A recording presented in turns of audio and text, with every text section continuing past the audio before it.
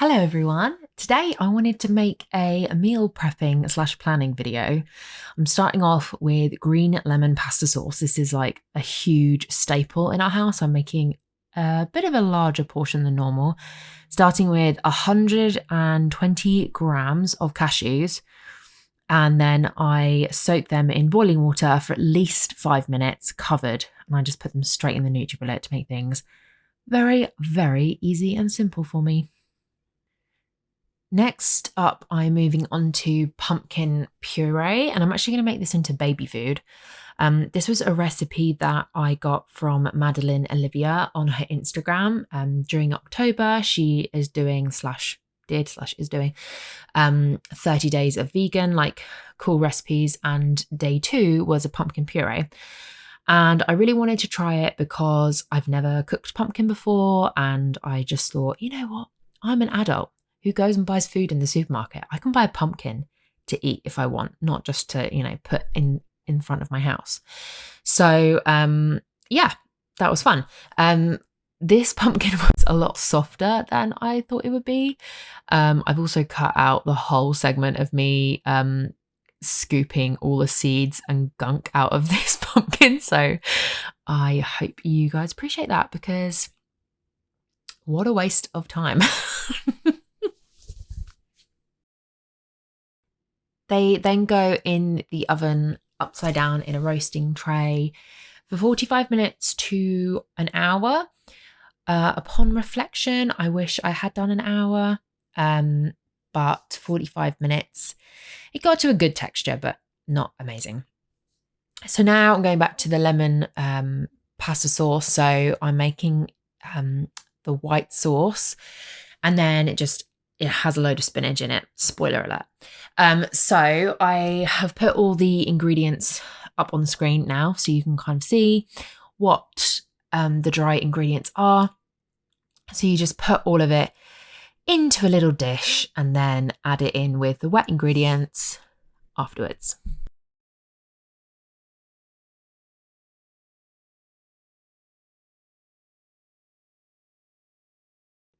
Now, I would give a little bit of a tip here to say, start with a smaller amount, blitz it all through with a smaller amount of milk first, and then top it up with more milk after you've blitzed it all together, because then you can just shake it up and it will all be fine. But I decided, as I had not worked with this quantity before, that a food processor rather than my NutriBullet would be so much better. And what I just did there was I just drained the cashews. And I definitely did not forget about the lemon juice either. So put all the wet ingredients in there, and then add the dry ingredients, and then blitz it all together.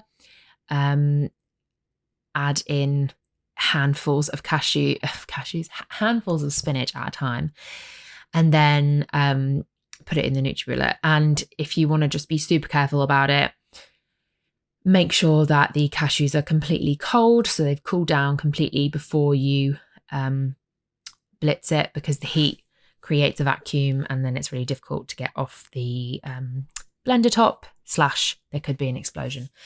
But I did think I thought I would include my the chaos that was putting it in the food processor with all the spinach.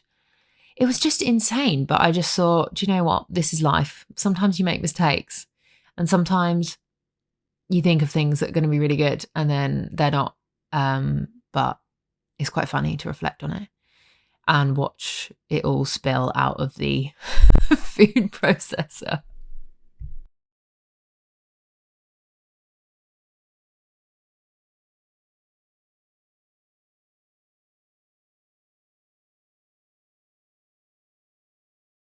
So as it was all happening, I realised this is not the colour or consistency it's meant to be. So we just went back to the NutriBullet, and that's how it's meant to look. Beautiful and green, hence the name.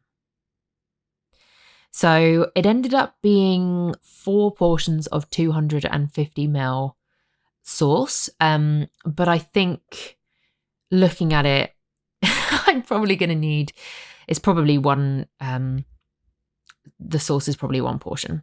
So instead of making 4 meals, it's probably actually only made 2, but that's okay. Next, we are marinating some tofu for a stir fry / anything really. I mean, at this point of making it, I had no idea what it was for. I was just like, meh, let's have some marinated tofu in the fridge and just see what happens.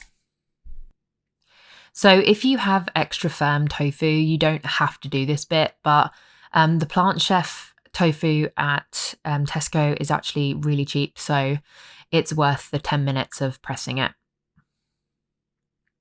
Back to the pumpkin puree. It came out of the oven after 45 minutes. I kind of left it to cool and had done a whole load of washing up. And now is just the time to scoop it out and pop it in the food processor. I think I would like to do a whole video on baby food and baby-led weaning, especially vegan, because I don't think there's a lot of content out there, to be honest. But yeah, I'm excited on this very messy and tiresome journey. Do I sound excited? Anyway, now I'm putting it in a silicone ice cube tray, and this is something that I've done with all the baby food like purees that I've made. This is just super easy. So once it's frozen, I then just pop them out and put them in a Ziploc bag and keep it in the freezer. And yeah, it's just super easy. Put it in the microwave for a couple of minutes on low and it's fine. So back to the tofu. I am just chopping it up into chunks. I kind of wish I'd done smaller. One of my favorite things is the cauldron, like pre-marinated, pre-chopped stuff. It goes so crispy and it's super nice. And I actually ate the tofu today in a stir fry, and I kind of wish it was really nice, but I kind of wish I'd done it smaller, just because one, ratio of tofu to mouthful of food, does that make sense, wasn't as much as I would have liked. So I would have definitely next time do them smaller. And then yeah, I probably fried them off for like 10 minutes on a fairly like medium temperature, medium heat. Anyway, so I'm adding 2 tablespoons of soy sauce and then 2 kind of heaped teaspoons of the very lazy chili. I really love this stuff. And actually, I didn't think it was as hot. Like when I was putting it in, I was smelling. I was like, oh my God, like this is going to be so spicy. But actually, it wasn't too bad. And I like really, really like my spice. So the other thing I added was ginger. So this is ginger paste. This is from Aldi, I think, or Lidl. And it's really, really good. I don't think you get a huge amount actually in there compared to the other like squeezy garlic and ginger things I've used, but hey ho, there you go. I realized the Tupperware I picked wasn't big enough. So anyway, pop it in the Tupperware, give it a good old shake, give it a mix around, and then put it in the fridge for whenever you're ready, and it can be in there for up to 5 days safely. So yeah, it's just one of the things that I would do instead. I would normally do this like on the night, but meal prepping just made things so much quicker tonight to actually do that. So I know I only made like 2 or 3 things, but actually it's nice. We do have a lot of repeater meals, so this is going to be very, very handy. I think I'm going to do like a week of food. I don't know. What would you like to see? But thanks for watching, and I'll speak to you next time.